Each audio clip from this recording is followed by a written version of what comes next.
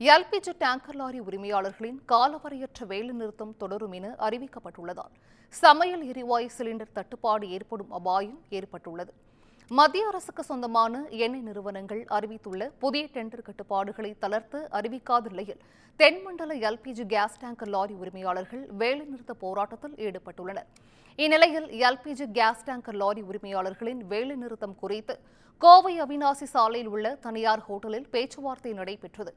பேச்சுவார்த்தையில் Bharat petroleum, HPCL, Indian oil corporation ஆகிய எண்ணெய் நிறுவனங்களின் அதிகாரிகளுடன் எல்பிஜி கேஸ் டேங்கர் உரிமையாளர்கள் பேச்சுவார்த்தை மேற்கொண்டனர்.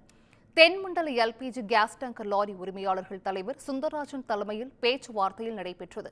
2 மணி நேரத்திற்கும் மேலாக நடைபெற்ற பேச்சுவார்த்தையில் உடன்பாடு எட்டப்படாததால் போராட்டம் தொடரும் என அறிவிப்பு வெளியாகியுள்ளது. இதனால் சமையல் எரிவாயு சிலிண்டர் தட்டுப்பாடு ஏற்படும் அபாயம் ஏற்பட்டுள்ளது.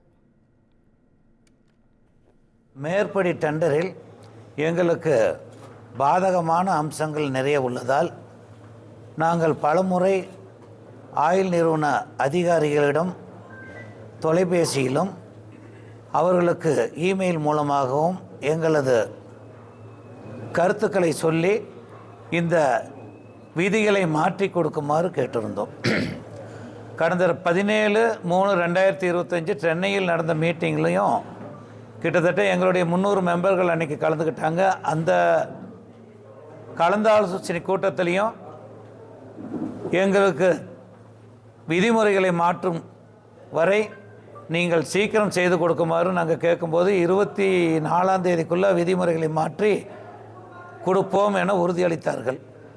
ஆனால் நேற்று தான் அந்த விதிமுறைகளை மாற்றினார்கள். ஆனால் அந்த விதிமுறைகள் எங்களுடைய டிரான்ஸ்போர்ட் உரிமையாளர்களுக்கு ஏற்புடையதாக இல்லை. ஆகையால் எங்களது வண்டிகளை ஓட்ட முடியாத சூழ்நிலையின் காரணமாக இன்று முதல் நிறுத்தி வைத்துள்ளோம். ஆகையால் நாங்களும் எங்களுடைய 1500 உறுப்பினர்களை கலந்து ஆலோசிக்காமல் எங்களுடைய அடுத்த முடிவை இதே இடத்தில் சொல்வதற்கு எங்களால் முடியாது.